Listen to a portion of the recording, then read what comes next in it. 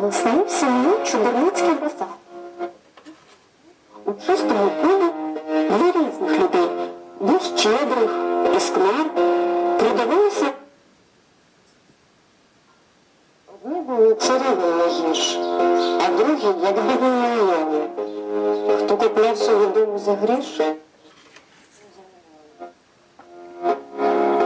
дехто щастям своїм платив, дехто платився війною, дехто золотом, золотим, а дехто волів своїм.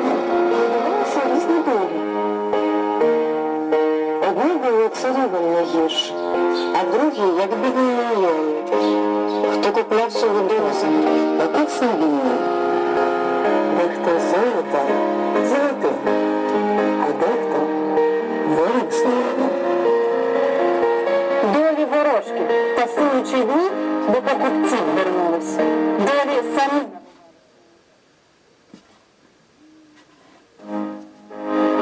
Я глянула їй в обличчя ясне, душею пекли твої очі. Ти ж все одно не візьмеш мене, сказала вона неохоче.